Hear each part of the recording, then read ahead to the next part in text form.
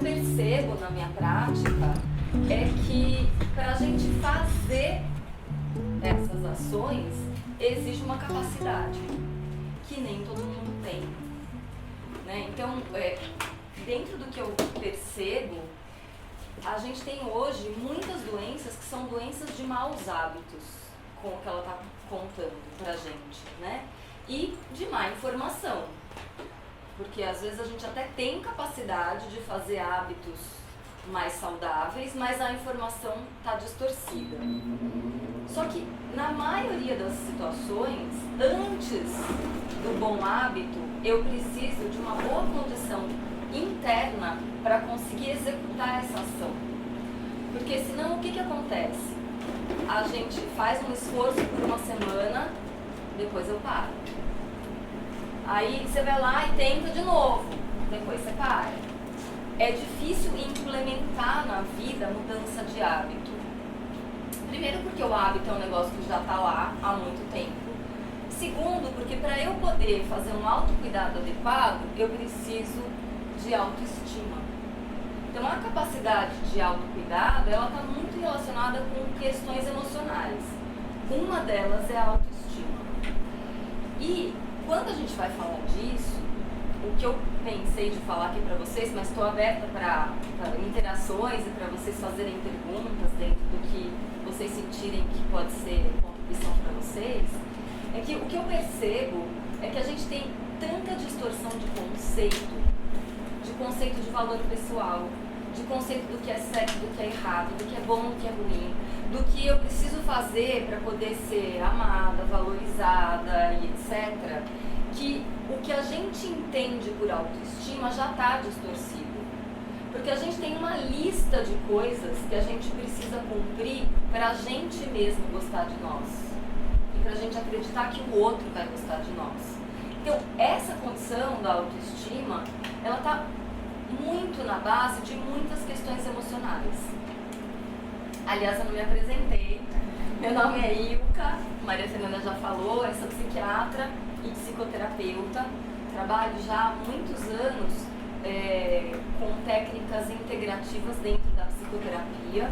E dentro da psiquiatria eu me especializei em transtornos alimentares, que são doenças, anorexia nervosa, bulimia, transtorno da compulsão alimentar, e aí assim, a obesidade ela não entra dentro do pacote, mas ela, né, interage, é um tipo de transtorno alimentar também. A questão é só a classificação médica. Os transtornos alimentares são doenças para as quais a gente não tem um remédio que você dá o remédio e a pessoa melhora. O remédio, às vezes, auxilia um pouco no controle da doença, porém, se você não fizer um trabalho emocional, o remédio muito frequentemente perde o efeito, no caso da compulsão, e a gente usa remédio também para doenças associadas a esses quadros. E é bastante comum ter transtornos alimentares relacionados com depressão, ansiedades, fobias e muitas histórias de traumas. Então eu acabei trabalhando muito também com pessoas com traumas, fobias, depressão, né, por conta dessa minha especialização.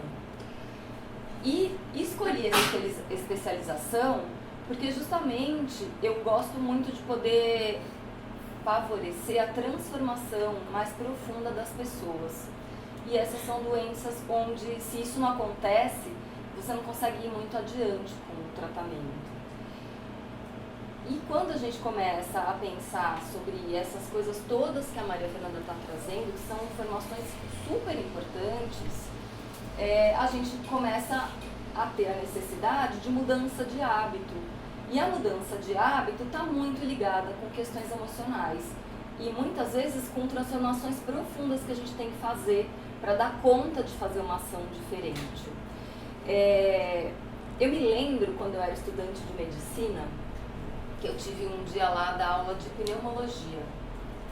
E foi uma coisa muito chocante para mim, porque meus pais eram fumantes, sempre foram, minha vida toda, e os professores da pneu eram fumantes. E aí eu tive lá uma aula E uma aula inteira que eles mostravam lá os exames e discutiam casos falando de câncer de pulmão. E aí eu ficava olhando aquilo e eu falava, meu Deus, e agora? Né? O que a gente faz com isso? E para mim aquilo foi muito impactante, porque é isso que a gente vê cotidianamente.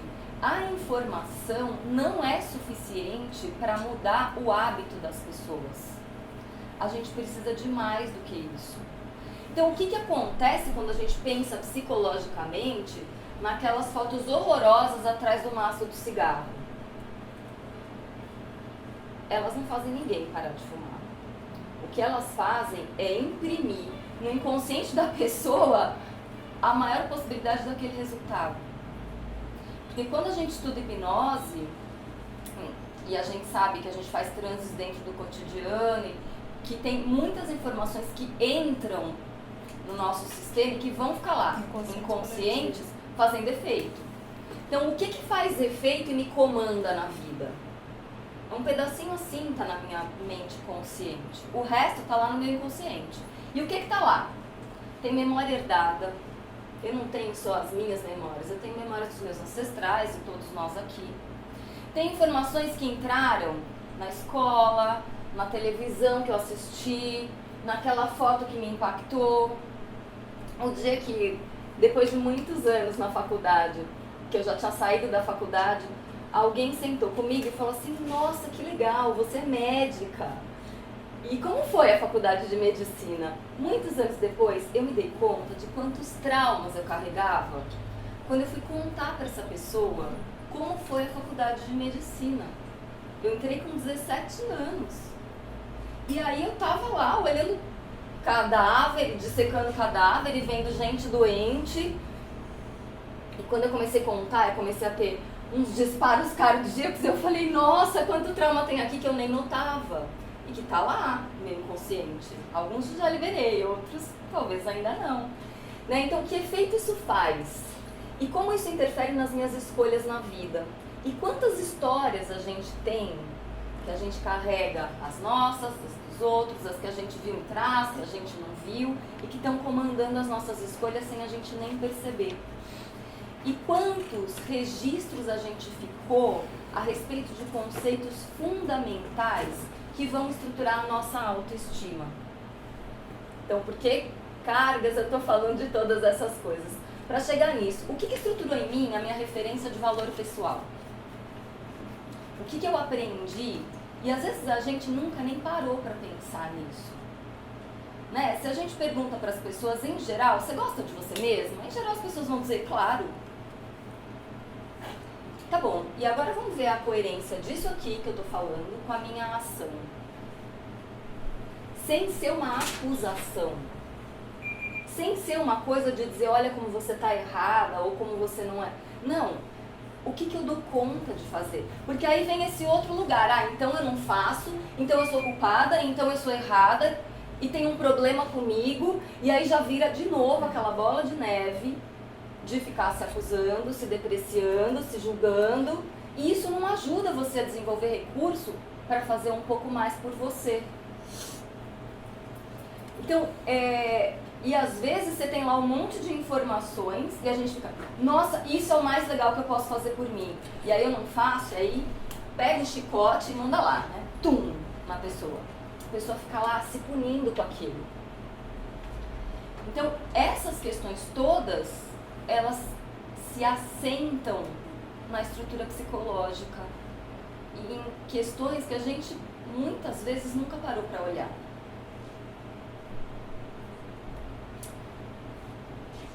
Então, esse outro slide ele fala um pouco disso. Quantas mensagens a gente recebeu na vida e a gente concordou com isso, ainda passou adiante, ainda ensinou pro coleguinha, ensinou pro filho, né? E a gente fica nessa conversa interna dizendo que a gente tem que ser diferente para ter valor, que a gente tem que ser melhor para ter valor, que a gente tem que ter uma ação específica para ter valor, um título específico, uma aparência específica, e aí vai lá aquela lista de coisas, e eu só vou poder gostar de mim se eu cumprir esse protocolo aqui. Senão é claro que eu não mereço, né?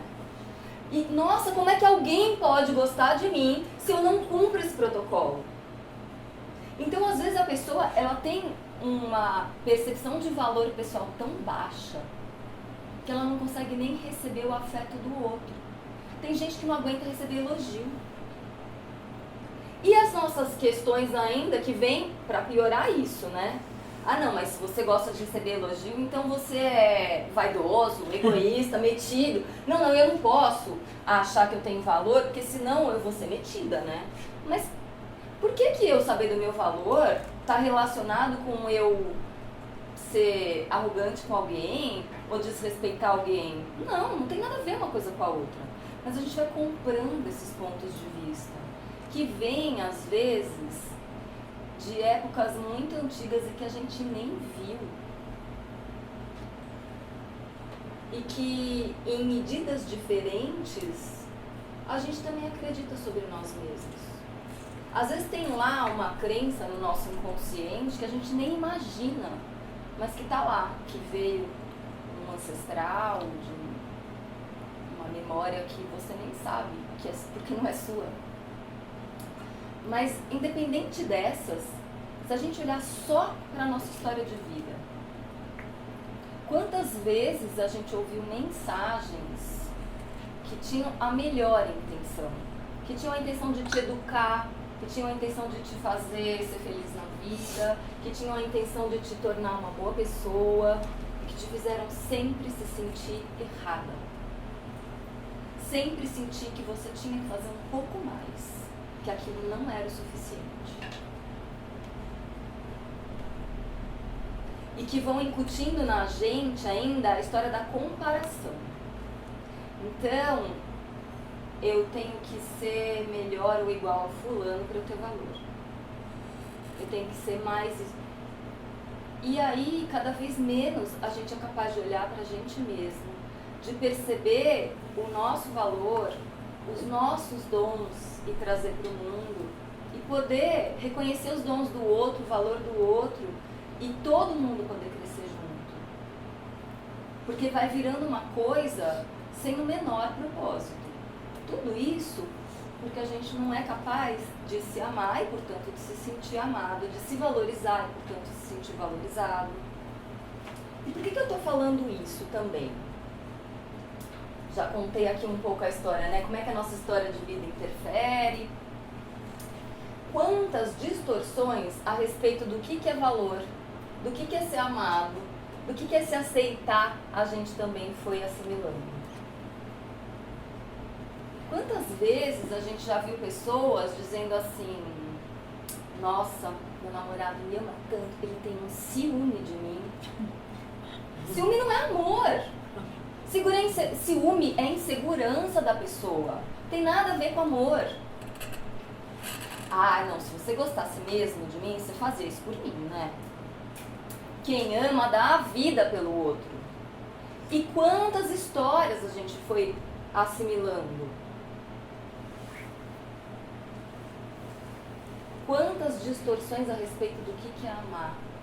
Como é que amar pode fazer mal para um e bem para o outro?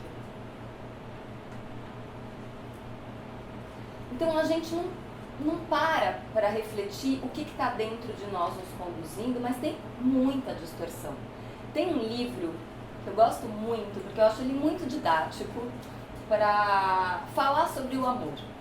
Ele chama O Monge e o Executivo, uma lição de liderança. E eu acho aquilo tão didático, é tão simples. E ele vai descrevendo na relação com o outro, a gente pode ler e olhar na nossa própria relação. E vai trazendo uma referência, assim, amor não desrespeita. Né? Como é que o amor rejeita? E quantas vezes a gente foi recebendo informações e introjetando essas informações dentro de nós sem nem perceber. A mesma coisa com a aceitação. Aceitar não é se submeter. É totalmente diferente. E a nossa psique, ela tem um jeito de funcionar que é assim: a realidade me incomoda, então eu quero que ela mude. Tá bom. Aí o que a mente faz? A mente fica no e se. Se eu tivesse feito desse jeito, teria sido diferente. Se eu fizer de tal jeito, o que eu vou ter de resultado? E a mente vai tentando controlar para evitar que a gente tenha que lidar com aquilo que está lá. E isso só deixa a gente cada vez mais preso na ideia de um ideal. Olha, ideia e ideal são palavras muito parecidas. Por que a gente fica procurando o ideal? Porque a gente quer conforto. Porque a gente quer evitar lidar com alguma coisa que está incomodando. Só que aí a gente cai nesse truque, nessa cilada de ficar lá preso na nossa mente. Ah, se eu tivesse feito diferente, teria sido diferente. Fato, teria sido o resultado que você quer? Não faço a menor ideia. Você teria o controle da situação? Não. Controle a gente não tem. Aí, daí você se culpa, daí você se pune, daí você se deprecia e assim vamos indo.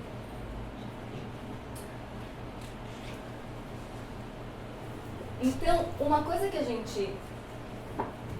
eu trago como reflexão, mas é o meu ponto de vista, a minha capacidade e a sua de saber do seu valor pessoal, ela precisa ser independente de condições. Você tem valor porque você é um ser humano. Todos nós, seres humanos, vamos sentir emoções, todas elas, todas as emoções humanas. Não tem ninguém que não vai sentir. Então não tem emoção certa, nem emoção errada, e nem eu posso ou não posso sentir isso ou aquilo. Então, as emoções, elas são humanas. O que eu vou fazer com as minhas emoções é uma escolha. Senti-las não é escolha. E o grau de escolha que eu vou ter para cada emoção que eu vou sentir vai depender da minha estrutura emocional. Às vezes, uma pessoa tem escolha se ela vai explodir ou não de raiva. Outras vezes, não. Isso quer dizer que tudo bem ela explodir de raiva? Olha, é o que é possível, como é que eu lido com isso? Não é certo nem errado. Entende? Eu entrar nesse lugar, é uma boa pessoa, é uma má pessoa, é certo ou errado, não ajuda a mudar se isso não tá ok. Porque eu explodir para fora ou eu implodir para dentro vai fazer mal de qualquer jeito. A questão é, como é que eu posso ter mais recurso para lidar com isso que não tá ok? Se eu fico ainda culpada porque eu senti esse negócio, me sentindo mal porque eu senti esse negócio, o que eu vou fazer? Então, o que vai acontecendo? A psique, ela vai disfarçando aquilo. Ela vai botando em compartimentos para que a pessoa não veja. Porque olha só, se você descobre alguma coisa sua que você não gosta, que você vai se criticar e vai se culpar, e aí você é uma pessoa que fica se punindo o tempo inteiro, qual é a tendência? É que você, por segurança, não veja o que acontece com você. Porque é um jeito de se autoproteger. Se eu começo a ver o que tá lá e que eu, no meu julgamento, acho que é ruim, e só vai piorar, é melhor eu não ver. Então, a nossa percepção de valor, ela tem que estar antes. E aí, eu tenho um outro ponto de vista, cada um tem o seu, mas que o cuidado verdadeiro, ele só vem com o amor de fato. Eu não posso ter condição para amar uma pessoa. Amar não é se submeter, não é dizer que está tudo certo, não é concordar com tudo, é querer o bem. Mas como que eu posso querer o bem dessa pessoa e estar sem julgamento com essa pessoa, entendendo que ela é tão humana quanto eu, se eu começar a criticar e se eu começar a ficar incomodada? Ah, mas aí eu não posso me incomodar com as coisas? Claro que pode, você é humano, você vai se incomodar. Então a questão não é o que pode ou o que não pode, mas é como eu faço com as coisas. E isso independe do valor da gente. Assim como o título que eu tenho, o dinheiro que eu tenho, a aparência que eu tenho. A nossa sociedade tem uma cultura onde as pessoas ficam buscando valor pessoal através do que está fora. O que está fora não sou eu. A minha ação não sou eu, é minha ação.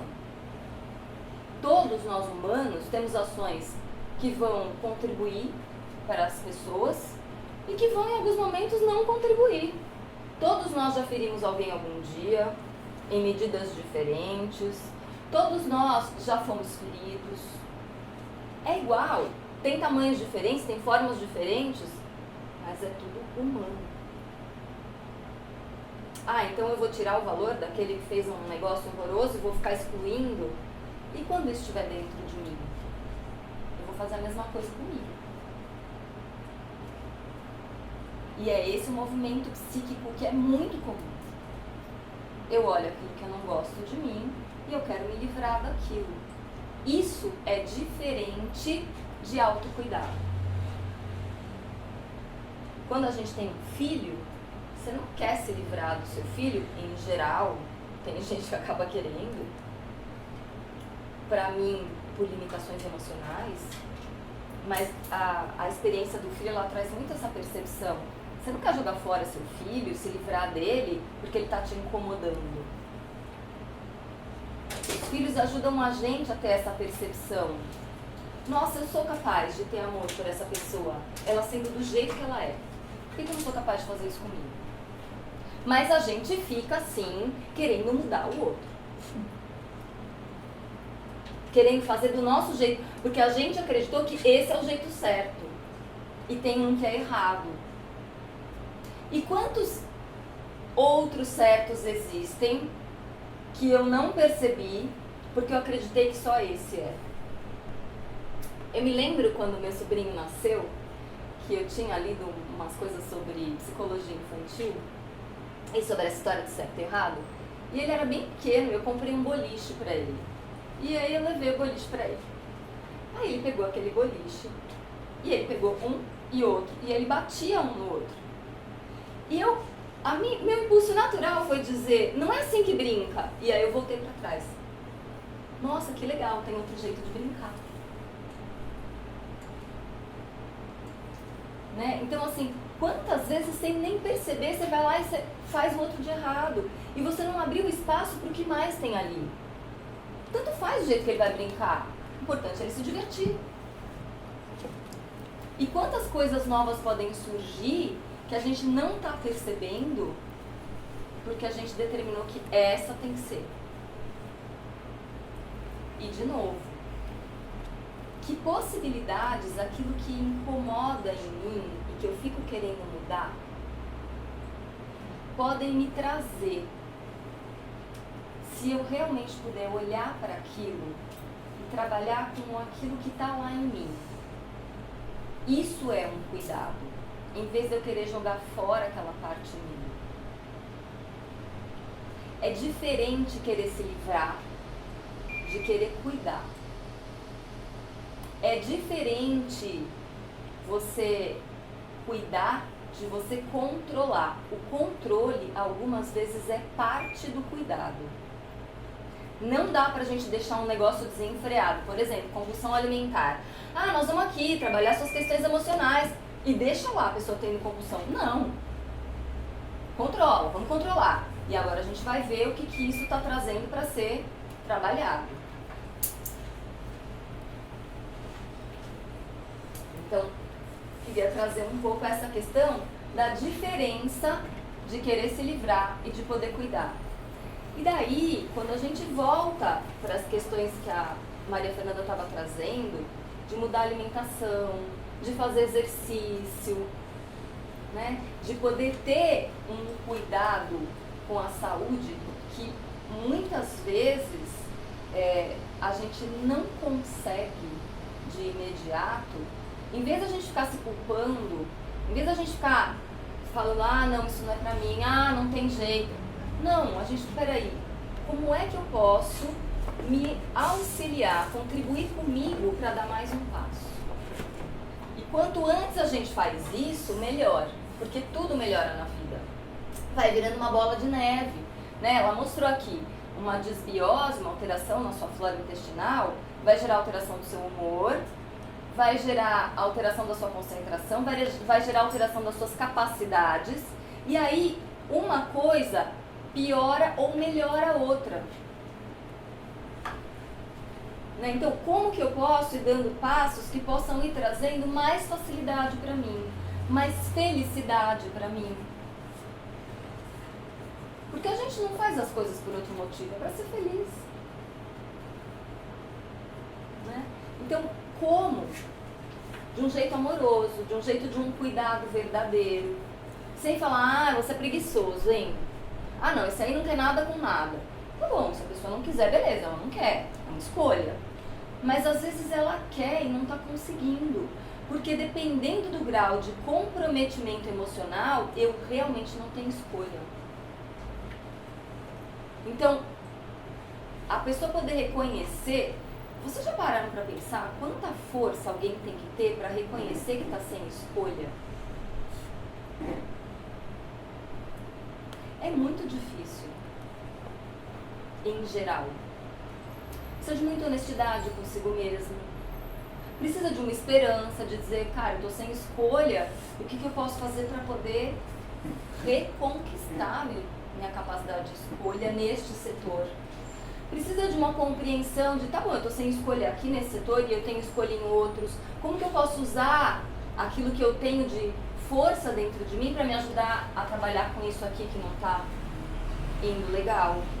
Então, é todo um contexto que a gente precisa. Agora, se está todo mundo lá apontando o dedo, dizendo que aquela pessoa é perdida, quanto eu estou ajudando essa pessoa a reconquistar a capacidade de escolha dela?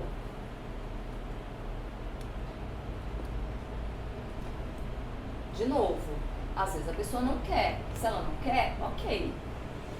Então, você cuida aí, você faz a sua escolha. E eu vou ver como é que eu vou me relacionar com isso. Porque às vezes tem alguém, né, muito perto da gente, na família, que gera um caos por causa da escolha de não fazer nada. E aí eu vou ter que escolher como eu vou lidar com isso. Então tem muitas situações na vida.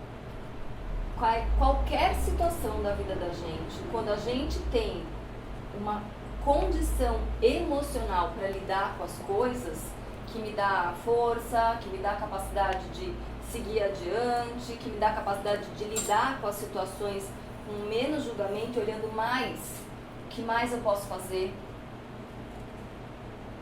o que mais eu posso fazer para melhorar isso em mim, para contribuir ou para trazer mais facilidade para a minha vida, fica mais fácil.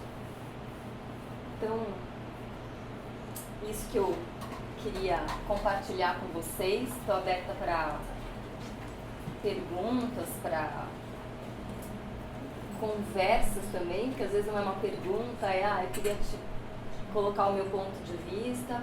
Quero super agradecer a presença de todos vocês. Agradecer a Maria Fernanda, a Graciane, e agradecer a arte terapêutica e abrir mesmo para perguntas.